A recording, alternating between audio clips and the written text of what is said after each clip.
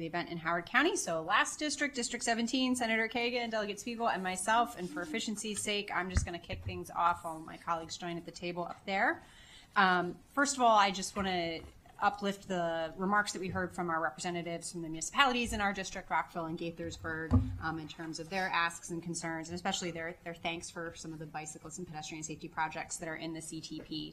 On that front, I did want to ask a question in regards to the pedestrian safety action plan. It was great to join earlier this year for the groundbreaking of the New Hampshire project, but I'm just curious, for the projects that aren't in rounds 1 or 2 of the PSAP, what kind of time frame we might be thinking about, especially for the project for 355, because that is in our district.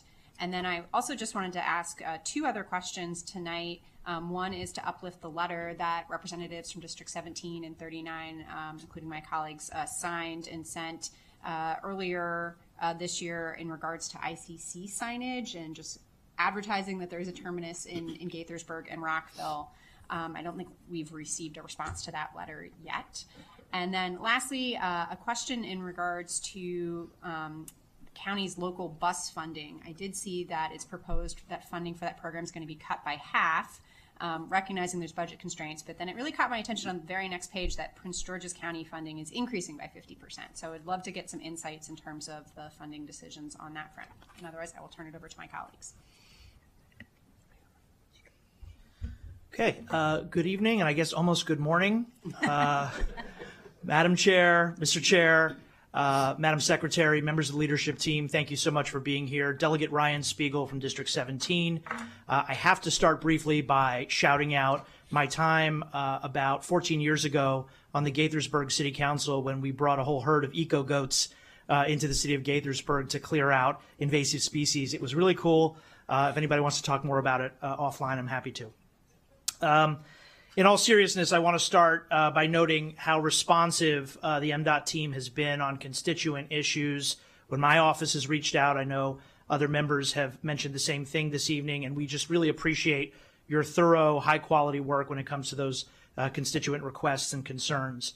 As a member of the Appropriation Committee's subcommittee on transportation, along with Delegate Solomon, who was here earlier, I want to say I'm proud of the committee's work and really the work of the entire General Assembly on the budget this year to ensure hundreds of millions of dollars in additional support for transportation projects and to shore up the Transportation Trust Fund for maintenance and state of good repair, which I know some of you referenced earlier.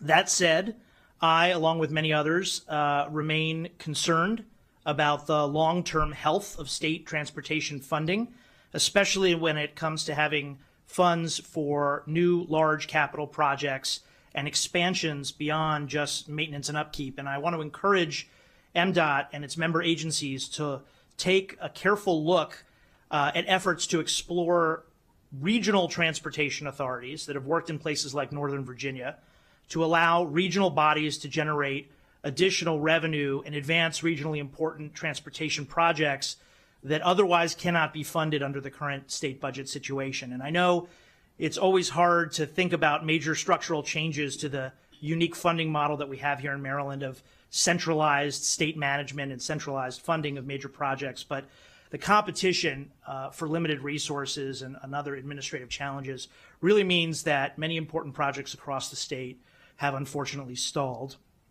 And so I just wanted to bring that up and would be happy to engage in follow-up discussions with any of you on this concept of regional transportation authorities as one potential approach that I think has promise.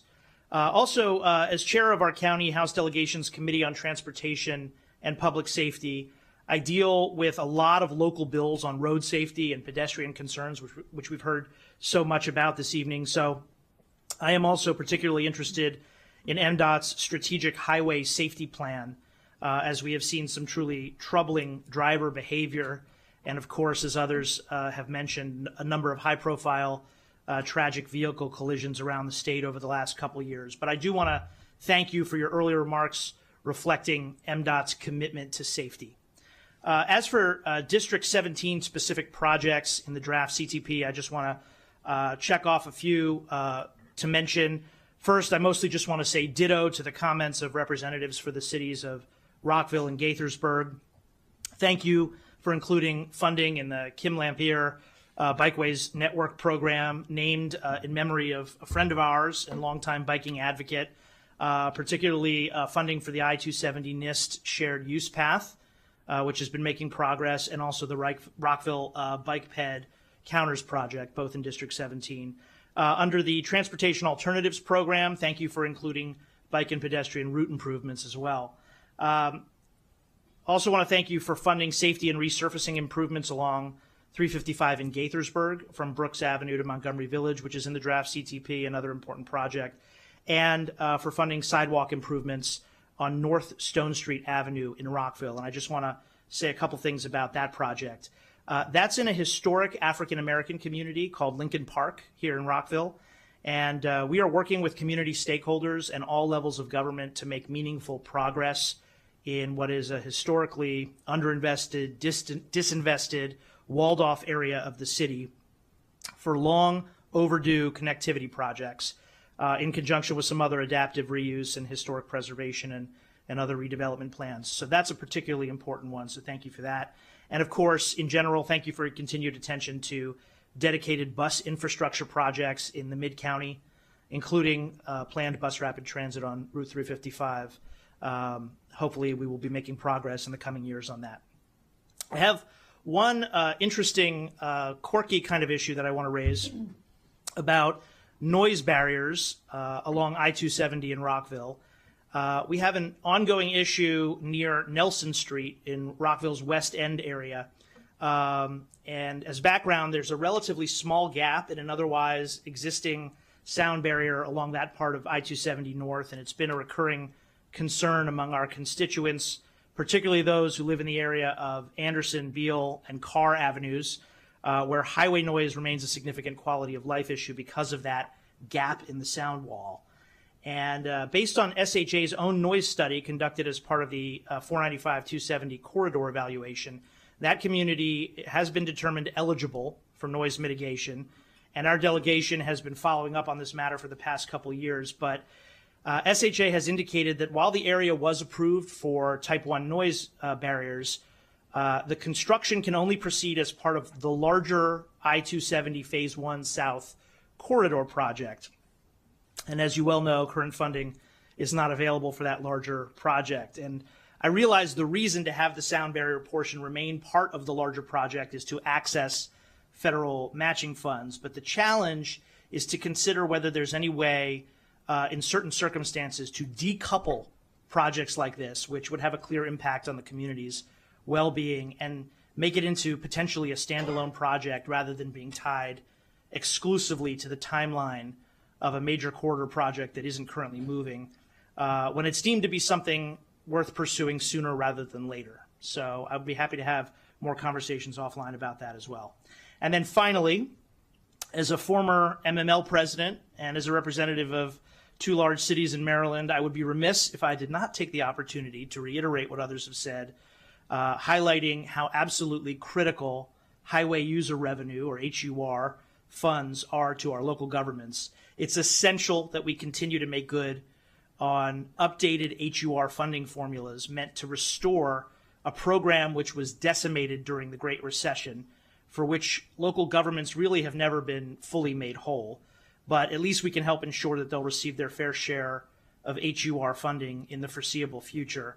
And even though we knew these were coming as a result of legislative sunsets, the proposed cuts to HUR, I believe, represent a backslide in that effort. So I hope we can get back to a place where we don't leave municipal governments shortchanged, and we can, again, have conversations offline about that. So with that, thank you again for all you do, for your patience this evening, for being here, and we look forward to continuing to work together on these important issues. I've got the coolest delegates. Delegate Joe Vogel sends his regrets. He couldn't be with us, but the four of us are united. I'm Cheryl Kagan, very proud to be the senator for Gaithersburg and Rockville. I sometimes describe our district as up 270 or up the red line. The third and fourth largest cities comprise our district, and we have a lot of issues. There's some folks who say, oh, must suck to go last, but I actually love batting cleanup, and I get to hear from all of my brilliant colleagues from around the county, and it fascinates me because we are ideologically similar. We are all representing Montgomery County, and yet we're also kind of myopic and focused on our own districts and the transportation issues that affect our neighborhoods. So with that, I think I'm not going to repeat virtually anything that anyone else has brought up. I have to give a shout out to Abril Hunter on my staff for making sure that while I was listening to Senator Corey McCrae's book talk at the Rockville Library, that I didn't miss anything. So I think I'm going to be clear here. And thank you, Delegate Blockovich-Carr, Senator Kramer, for chairing this and for all you do as our delegation chairs. I told Administrator Nizer that tonight is always the We Love Chrissy Nizer and the MVA is awesome and it's the Love Fest. So I will start with the MVA, but I have more love for some of the rest of you. So Chrissy Nizer and I have, she's practically on speed dial, and we have worked together on everything from obscured license plate, and I really want to commend the pilot program that you started that we then amplified through legislation that is now law. And now the latest conversation is about cars that don't take front license plates. And I literally was having lunch with a member of the Senate President's staff, and I said, I bet in that parking lot right there, blah, blah, and I counted, and of the 15 cars in Gaithersburg at a small lot, three of them had three different ways of dealing with no front license plate. And so took the pictures, forwarded them to her. One was a car that literally had no space for a front license plate, and so they had none. That's violation of the state law, which requires front and back. The second had one drilled, like had it added, which was a cost. It was off-centered. Does the speed camera, the red light camera, amber alert, silver alert, would that be able to identify this car? And the third had it on their windshield, which presumably is completely useless, but as their effort to try to comply. So we've been thinking about how we can sort of not weaken the laws, but also not expect people to make a superhuman effort. And we have learned that Nevada and Wyoming have already taken action, and others, so we're in conversation. So I appreciate, as always, your collaboration. Got to give a shout out to my longtime buddy, Bruce Gartner, you and Will Pines on lighting. Mr. Pines, you've been so responsive when we had continuous problems on 270 at Falls Road. Bruce Gartner, ICC, I have to, third year in a row, I think, talk about the really frustrating lack of cell signal. If you guys had a bingo card, is Kagan going to mention this? Damn right I'm going to mention this. Yeah, there you go. Third time. But I appreciated your check-in about it. We sent a letter. There was a hearing last week. The vote will happen, I understand, in a couple of weeks in November. I am really hoping that we're going to move forward and have a tower installed in a way that our constituents and everyone from that area, while they are paying to drive on the ICC, can make a damn phone call without any fear of it dropping. I can't tell you the number of times when I have chosen to do down 270 around the Beltway and up 95 just so I could be on a Zoom or a conference call that was important and I didn't want to risk it. So there is at least a little bit fiscal impact in addition to just, it's just annoying. So, so lighting on 270 continues to be a problem.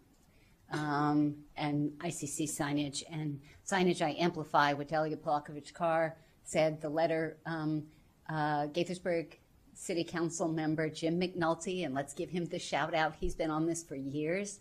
I think it's a great idea to let people know that from an economic development and accuracy perspective, that the ICC westbound, will take them to Gaithersburg, which is a great place to go out and spend money.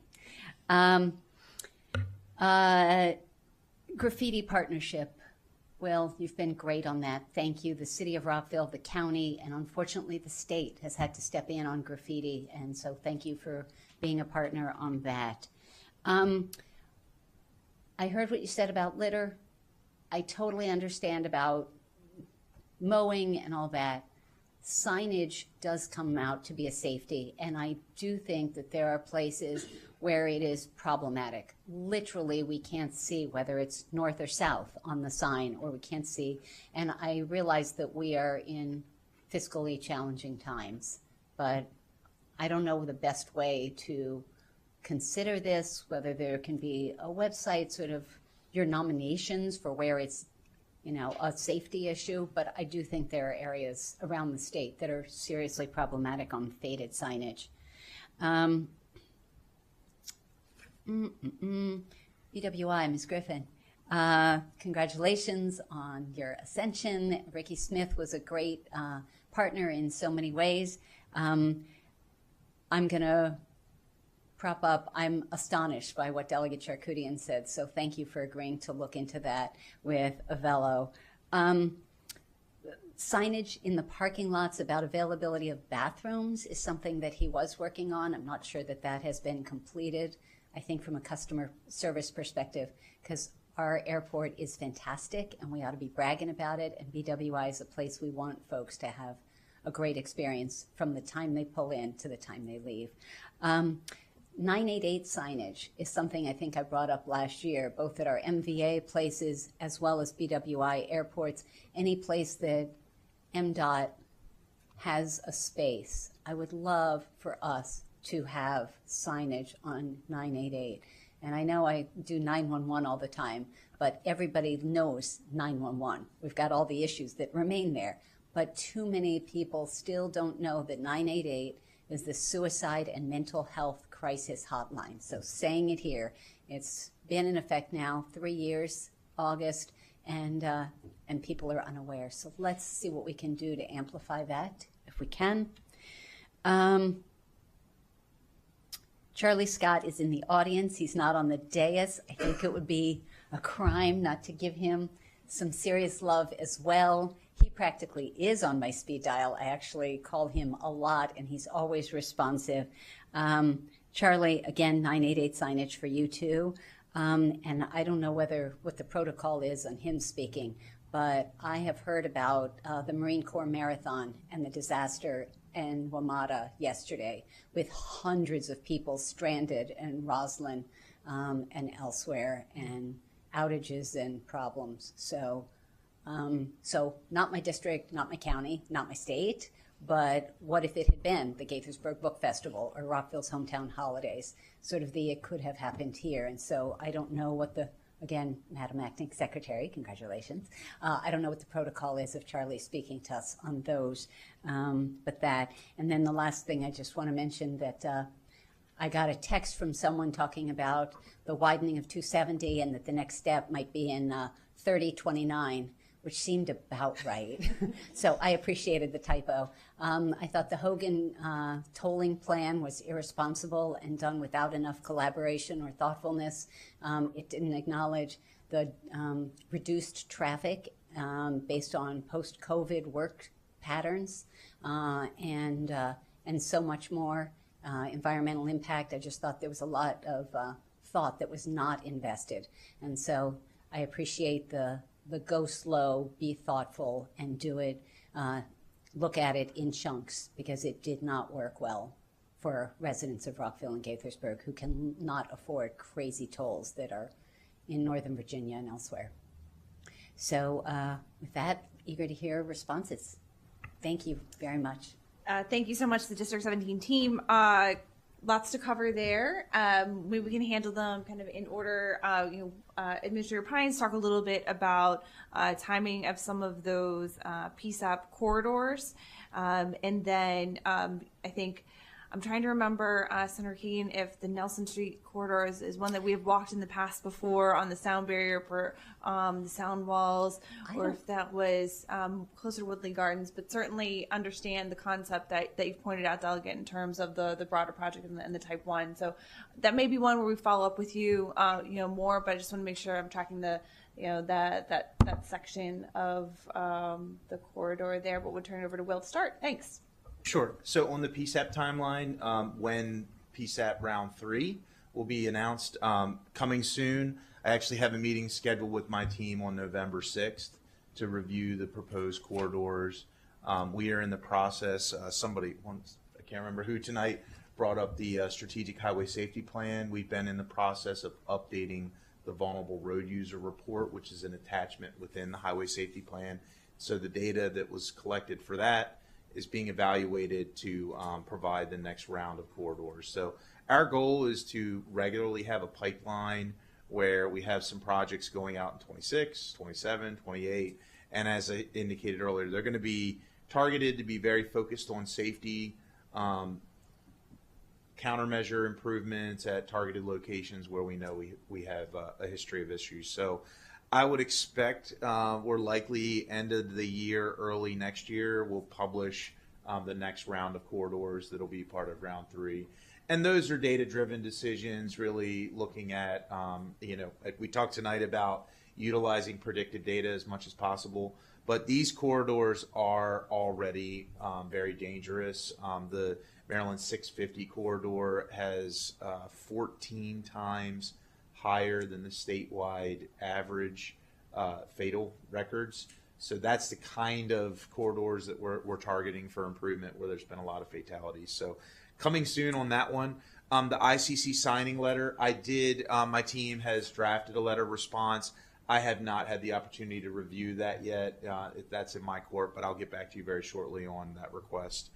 On the type 2 noise barriers on I-270, so you hit the nail on the head that the funding that was slated to do the work was as part of the wider American Legion Bridge 270 program, which originally was to go up to 370. Type 2 noise walls are not funded across the state. We don't apply state funding to do that. What does that mean? Type 1 is where the corridor was built and a noise analysis was done, and when typically the properties predated when that original construction came through.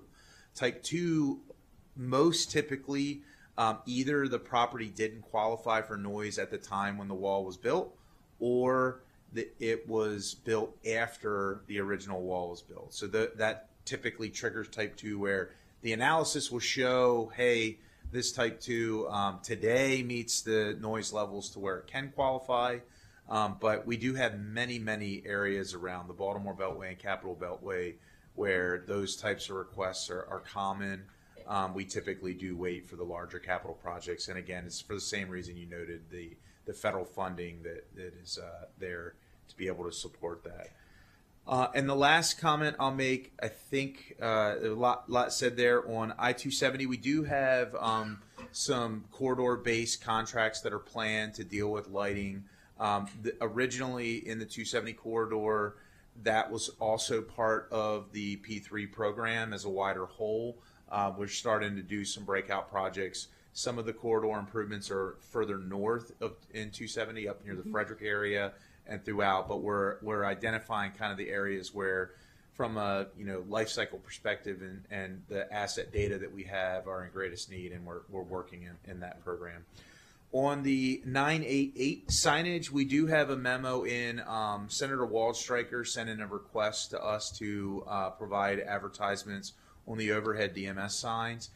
Not to bring up the MUTCD again, but that manual does not allow it, and it's straight up forward, but we don't want to make that call. We have actually put it to Federal Highway directly and asked them to weigh in, and they are going to be giving us a letter of response here shortly. I've talked to the division administrator, and she says it's imminent. So we'll be providing feedback on whether or not they sound like they're trying to be creative to help us figure out something there. So we are working on that issue as well. That would be great. Thanks, Administrator. I know Administrator Neiser has also made advancements on 988 in our branch offices. Talk a little bit about that, and then maybe a quick plug for the Strategic Highway Safety Plan. I know a lot of work has gone into this, both through your office and working with many of the modes and other local stakeholders. Sure. Thank you, Secretary. We do advertise the 988 in our branch offices. As many are aware, we have flat screens or advertise things. Even though you're there for a very short period of time, you do get a glimpse of a rotating series of informational things, and 988 is part of that. So we will continue to promote that with our customers. Also, in terms of the Strategic Highway Safety Plan, thank you for your interest. It is a living document to us, and it is truly meaningful. We are in the process of updating it as is required by the federal government, but it is also something that we take seriously.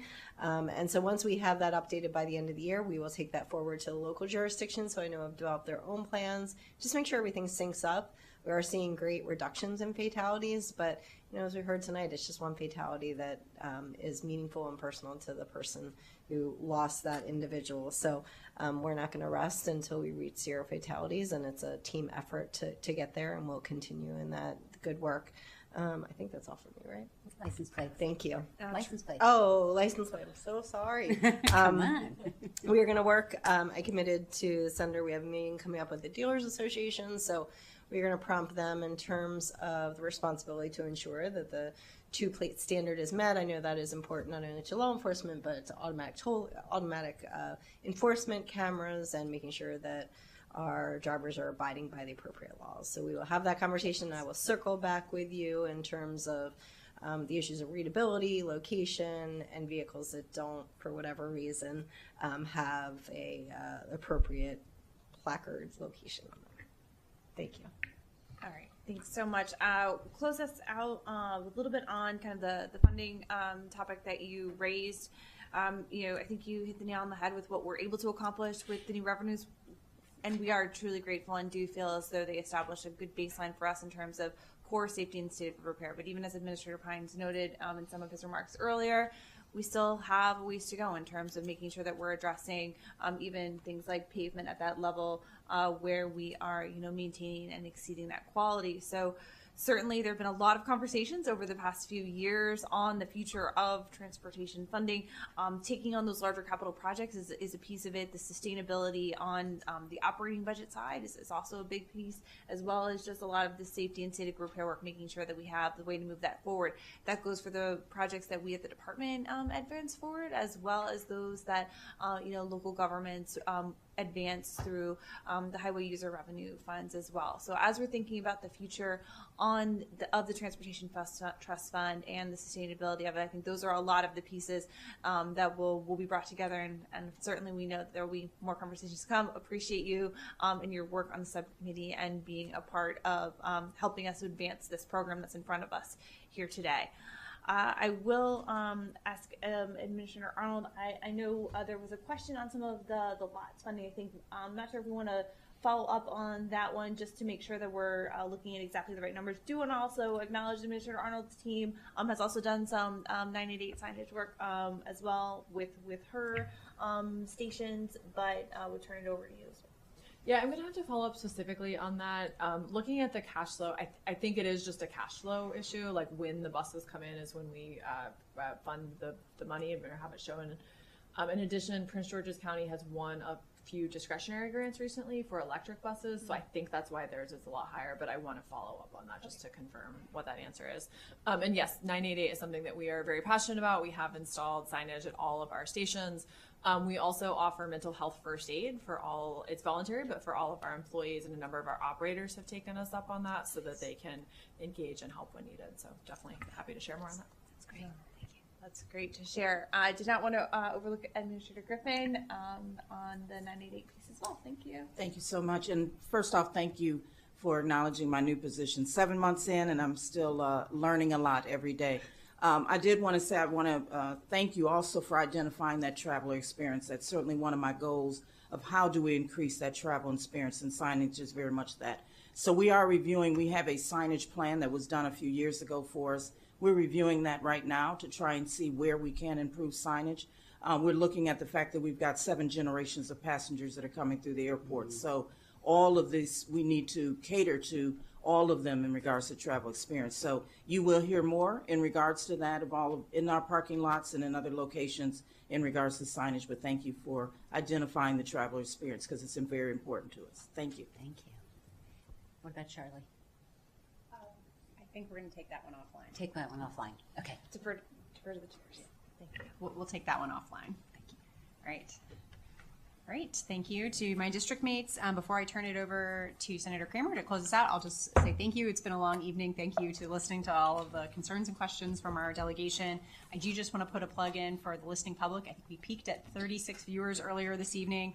The delegation next convenes on November 17th for our annual priorities hearing. So this is community members' opportunities to testify orally or written before the delegation. Signups are happening currently. You can do that on the delegation website, montgomerycountydelegation.com. And I will turn it over to Senator Kramer. Secretary Biddle, thank you so very, very much for visiting us here in Montgomery County tonight. Thank you again for an outstanding team that is always very responsive to all of us, and that is very, very much appreciated. So once again, you all have a wonderful remainder of what this evening exists, and thank you again. Very much appreciated. Be well.